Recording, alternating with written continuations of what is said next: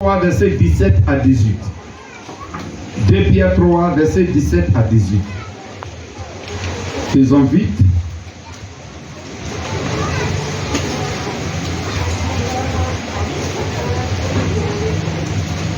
Tu as reçu ton miracle. Alléluia.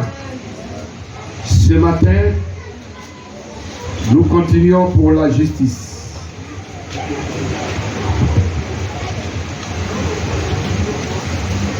Quand il y a un miracle, il faut aussi la justice de Dieu. Alléluia. Il faut la vie de Dieu. Miracle et vie de Dieu. Les deux doivent marcher ensemble. 2 Pierre 3, le verset 17. Je lis la parole. Amen. Je lis la parole. 2 Pierre 3, verset 17 à 18.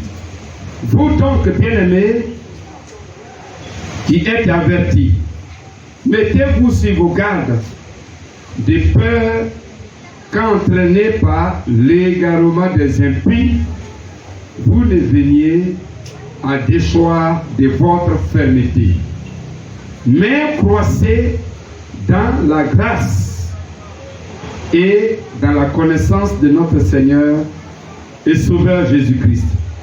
À lui seul soit la gloire maintenant et pour l'éternité. Amen. Est-ce que tu veux glorifier Jésus? Acclame-le alors.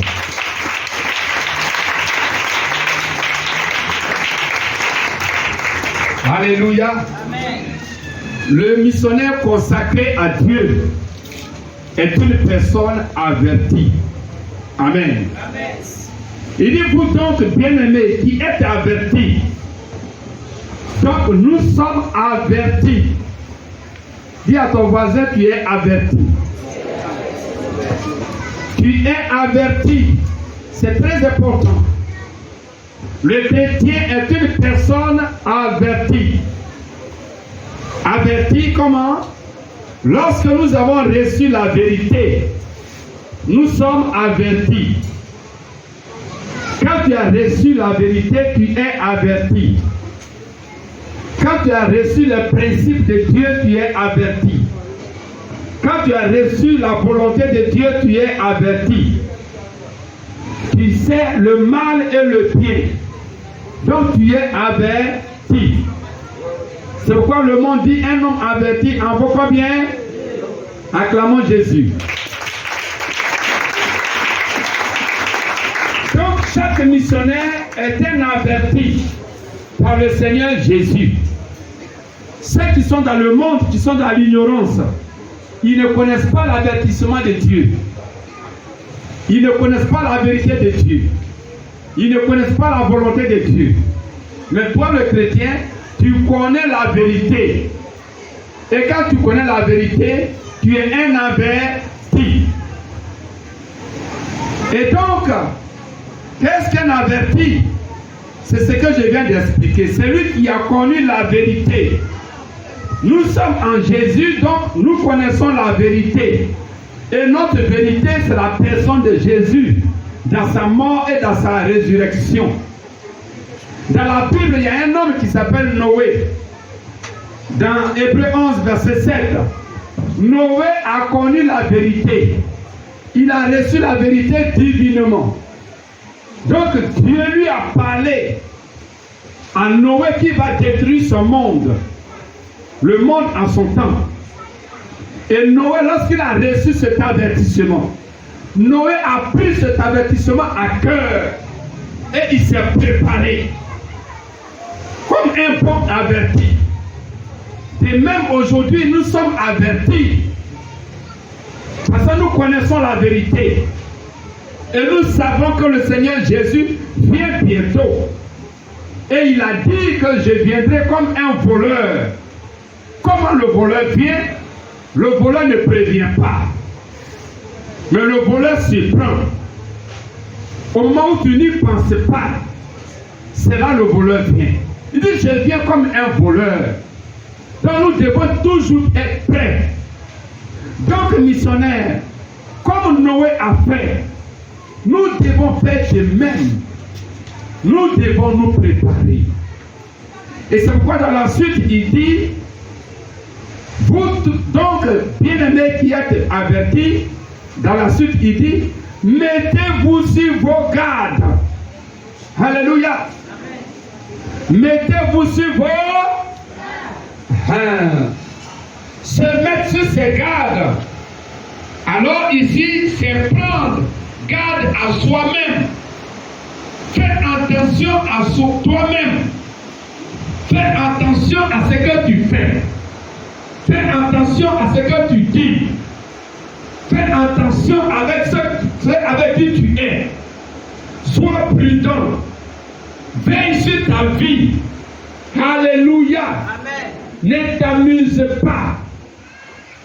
Tu es averti. Il dit prends garde. Amen. Amen. Prends garde. C'est quoi dans 1 Corinthiens 10, le verset 2, et plutôt le verset 12, il a dit, celui qui croit être debout, qui prenne garde de tomber. Amen. Dieu t'a montré la vérité. Toi, sois sur tes gardes. Sois prudent. Fais attention. Prends garde de tomber. Prends garde de tomber. Pour ne pas perdre ta position devant Dieu.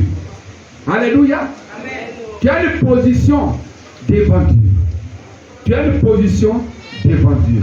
Ce matin, il y a un témoignage. Un grand témoignage, par exemple, de la missionnaire Ruth. Alléluia. Amen. Elle a témoigné devant tout le monde. Elle a été guérie de la fièvre typhoïde. Mais je connais des gens qui ne sont pas guéris, beaucoup. On ne guérit pas de la fièvre typhoïde. C'est pendant 1 an, 2 ans, 3 ans. Et puis après, le médecin te dit, parce que il est fatigué de te faire des prescriptions. Donc il te dit, il faut te reposer. Il faut te reposer seulement. Dis non, repose-toi. Pourquoi? Parce que le médicament de fièvre typhoïde n'est pas encore trouvé.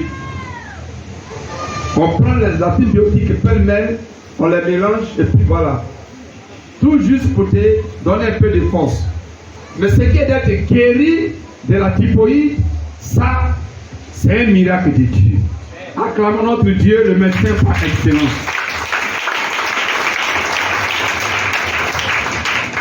Gloire à Dieu. Donc, notre Dieu, il est le Dieu tout-puissant. L'apôtre Paul a pris garde à lui-même en traitant son corps durement. Dans 1 Corinthiens 9, verset 27.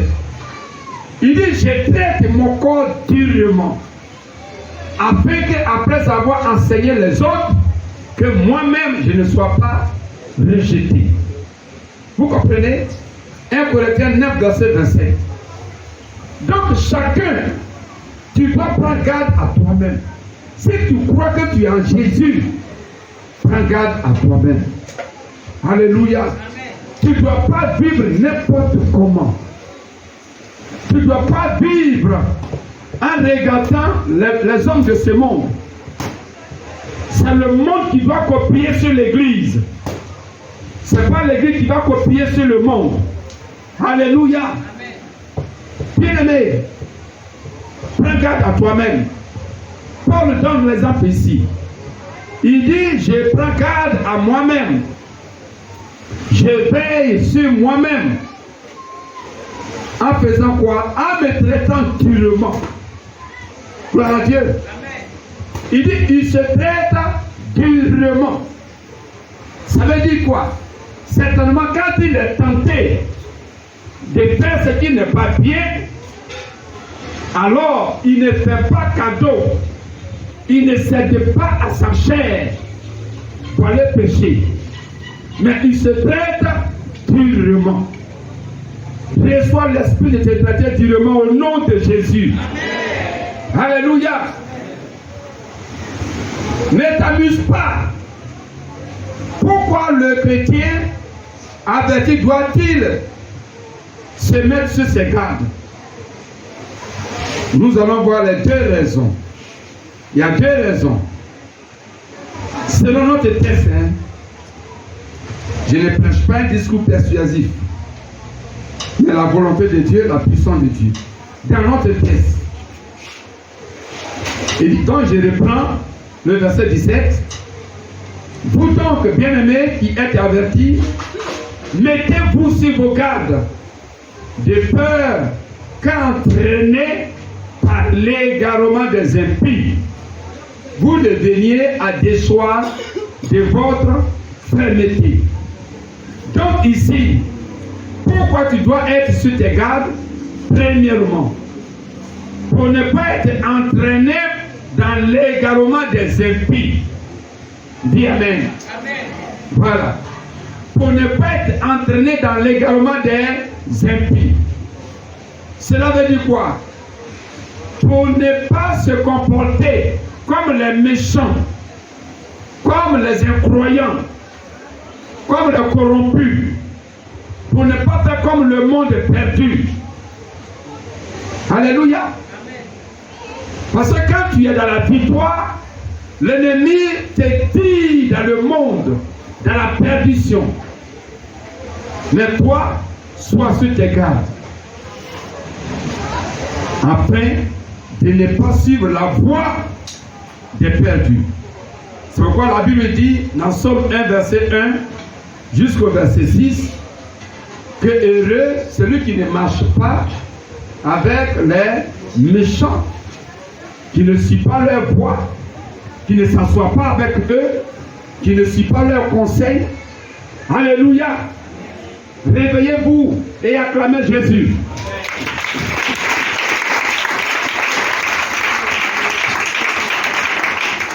Donc, veille sur toi, prends garde pour ne pas suivre les impies. Aujourd'hui, chrétiens cherchent à ressembler au monde, au mondain. Chrétien, bout d'oreille. Chrétienne, bout d'oreille dans la narine.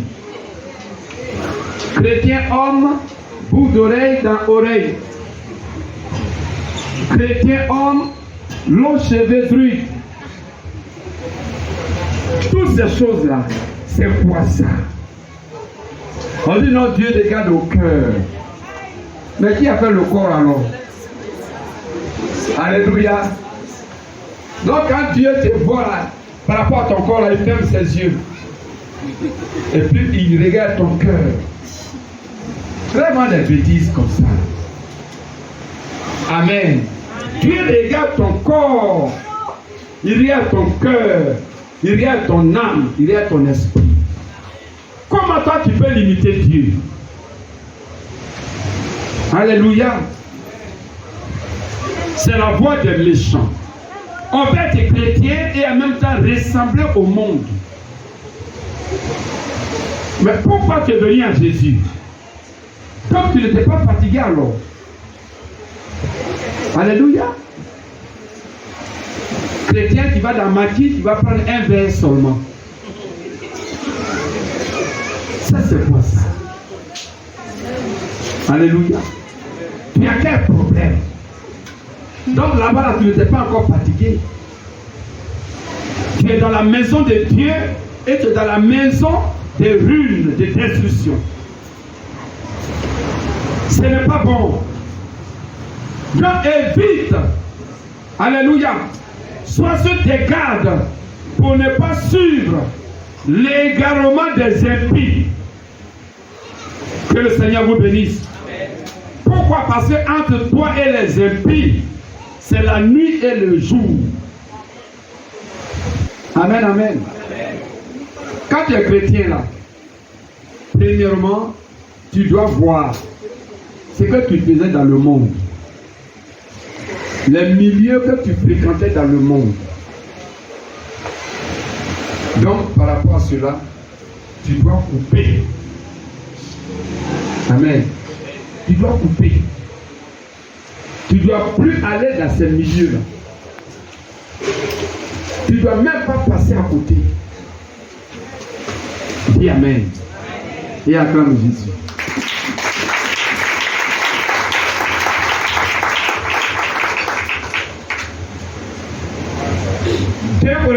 10, verset 14 à 17. Dit qu'entre toi et les impies,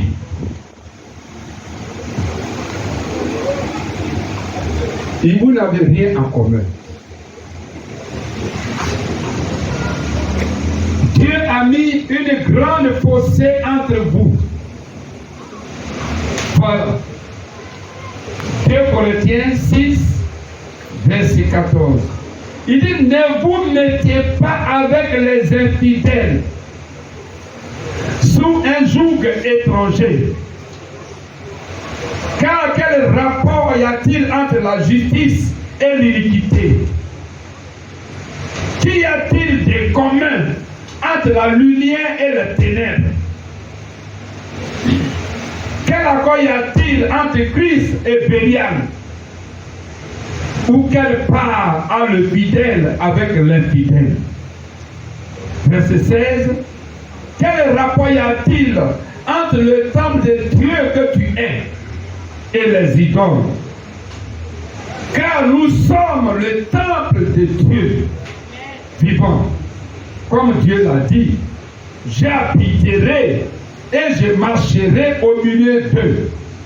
Et je serai leur Dieu et ils seront mon peuple. Donc Dieu habite au milieu de nous. Alléluia. Amen. Par le Saint-Esprit, Dieu habite en toi. Dis Amen. Amen. Et acclame la présence du Saint-Esprit dans ta vie.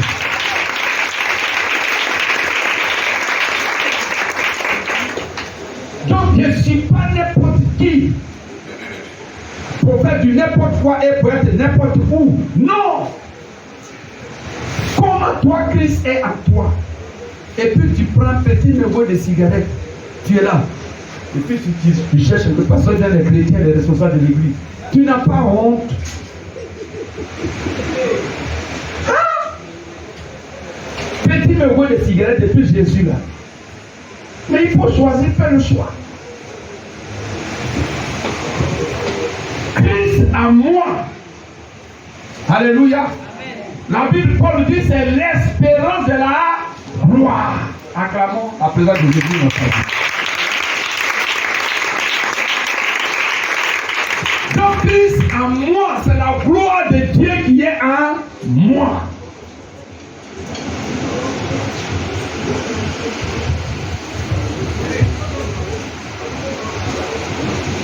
Là, n'importe quoi qui n'est pas là. Tu n'es pas rentré dans un ministère en tapette. Vous savez ça? C'est pas possible. Tu n'es pas rentré à la présidence anti-choc. Gloire à Dieu. Ça dit n'importe quoi ne rentre pas là-bas.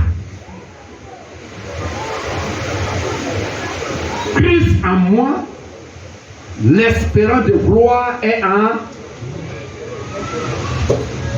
Donc je ne mets pas du n'importe quoi en moi. Que le Seigneur vous bénisse. Deuxième raison pour laquelle tu dois être sur tes gardes, toujours le verset 17 nous dit quoi? Notre texte de base, 2 Pierre 3. Il dit, vous ne veniez à déchoir de votre fermeté. Cela veut dire quoi? Pour ne pas abandonner ta fermeté. Pour ne pas abandonner ta fermeté.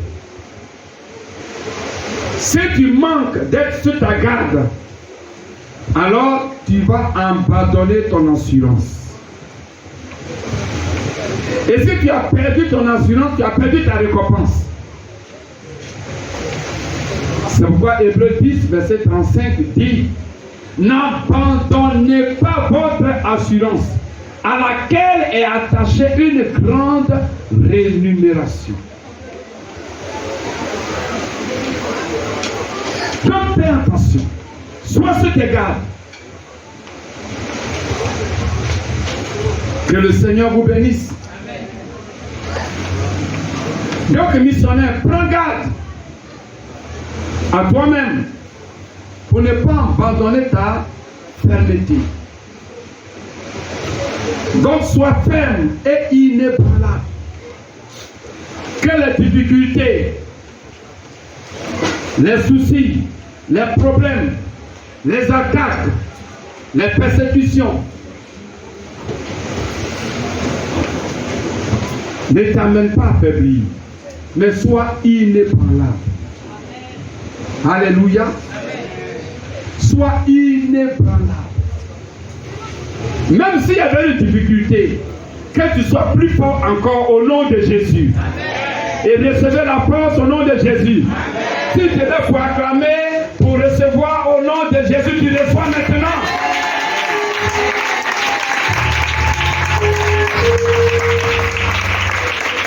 Alléluia, assois-toi. Que les problèmes ne vous faiblissent pas. Amen. Pas de faiblesse, pas de découragement. Au contraire, tu dois montrer au diable que ce qu'il a provoqué là, il a commis une erreur.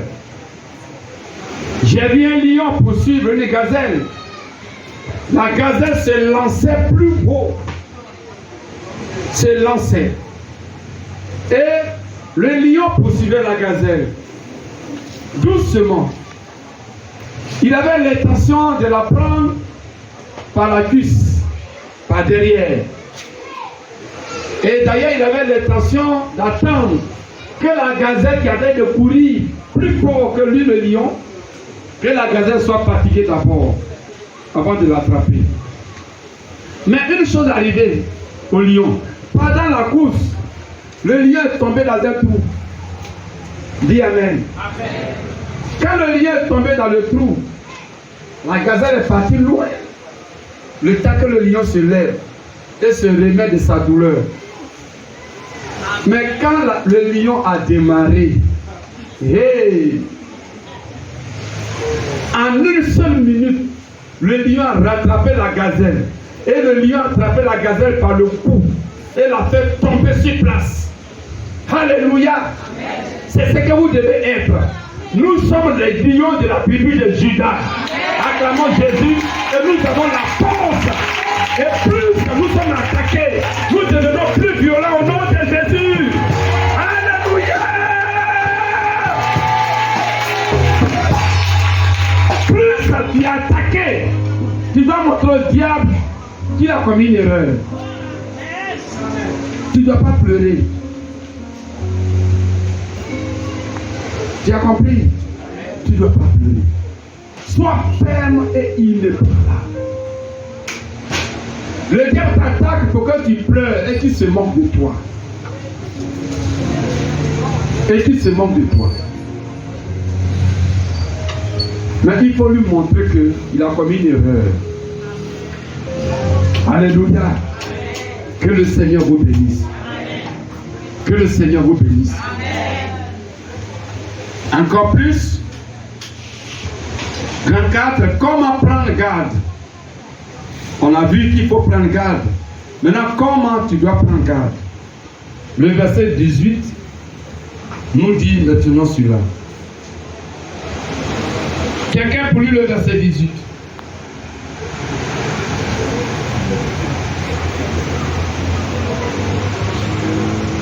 Verset 18.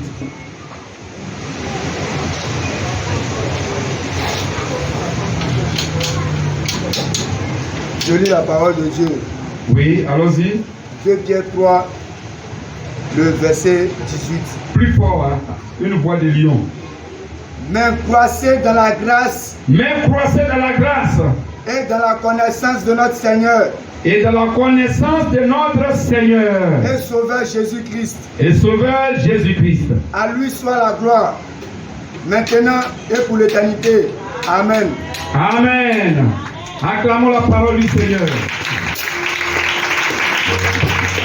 Donc nous allons voir comment prendre la garde.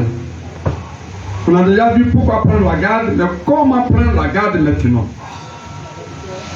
Dieu nous dit ici, premièrement, nous devons croître dans la grâce de Jésus-Christ. croître dans la grâce de Jésus-Christ. C'est-à-dire nous devons grandir, progresser. Mais quelle est la grâce de Jésus-Christ?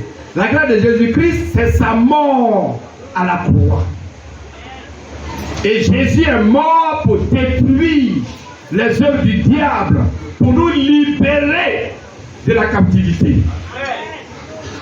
Donc nous devons progresser dans l'abandon de notre ancienne vie. Donc abandonner l'ancienne vie de manière totale. Alléluia.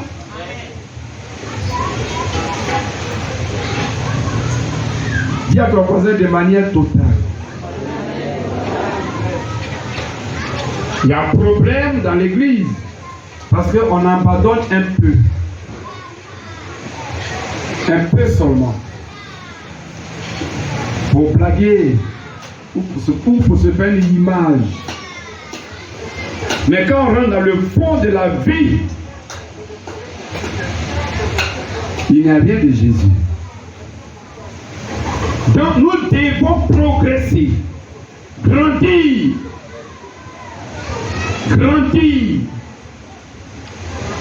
dans le renoncement aux œuvres mortes des ténèbres.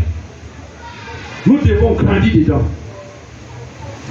Tu dois aller de niveau à niveau, dans le renoncement. Alléluia.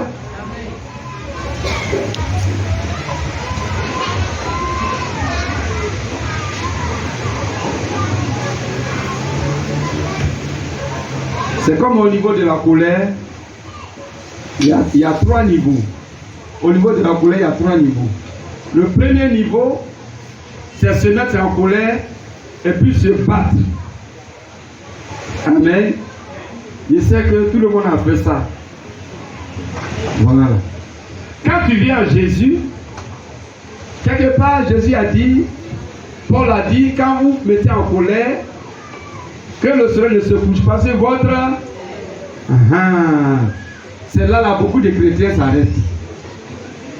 Non, ça veut dire qu'on peut se mettre en colère, mais le matin, à midi, à 14h, mais avant 19h, je dois me repentir de ma colère. C'est ce que ça veut dire. Si on veut bien voir. Parce que ici, la Bible dit plutôt que le soleil ne se couche pas. Donc pendant que le soleil est encore levé, je perds dans la colère. Et il y a les chrétiens qui raisonnent comme ça. Ils disent non, j'attends 18h pour faire ma prière du soir pour me repentir. Mais pour l'heure, là, il y a lui montrer pour l'heure. Non. Alléluia. Ça c'est le chrétien, ça c'est le niveau charnel. Niveau des chrétiens charnels. Le 3e niveau, où Dieu nous veut. La Bible dit que toi qui es consacré, que tu ne sois ni colère. Amen. Je vais te montrer comment tu peux être ni colère. Quand une affaire t'énerve, il faut te taire. Ne parle plus. Et puis quitte les lieux. Disparaît. Amen. Ne parle pas. Ne réagis pas. Ne te prononce plus là-dessus. Tu te tais et c'est fini une fois pour toutes. Amen. Comme ça, tu peux supporter et puis ça va te quitter vite. Mais si tu as parlé dessus, ce que tu as dit là, ça va te fatiguer. Ça veut dire que tu as validé la colère.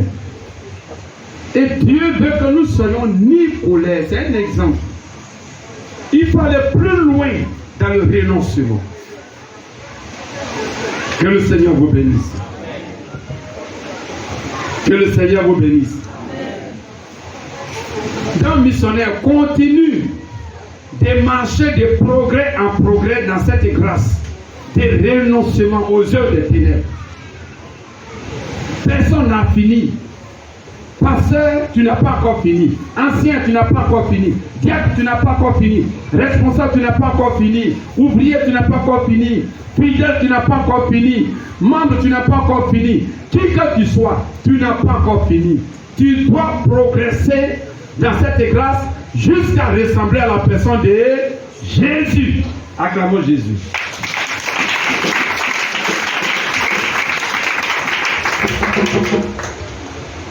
Donc, tant que je ne ressens pas Jésus, ni ride, ni tâche, je n'arrêtais pas. Alléluia. Que le Seigneur te bénisse.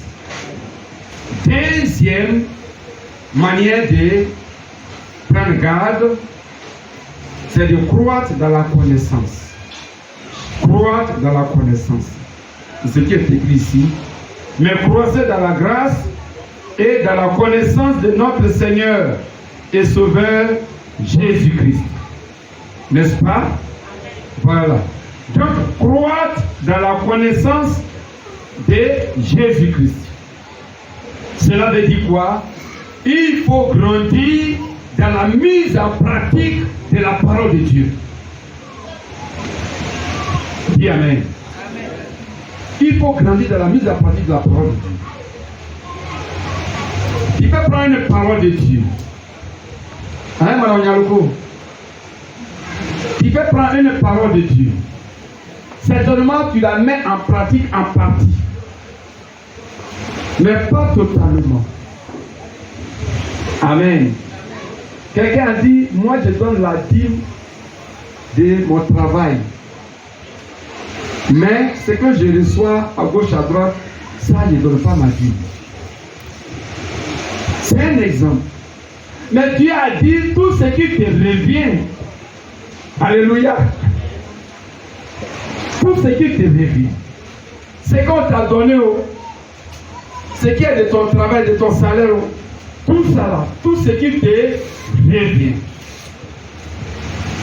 Donc on doit pratiquer la parole de Dieu intégralement. Amen. Il faut croître, il faut grandir dedans. Dans la mise en pratique de la parole de Dieu. Le niveau de la pratique de la parole de Dieu que tu avais l'année passée, 2023, il faut avancer à un niveau plus élevé.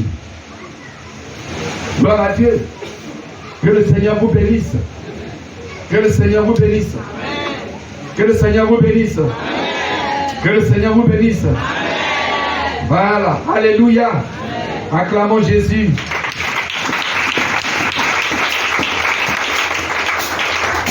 Gloire à Dieu.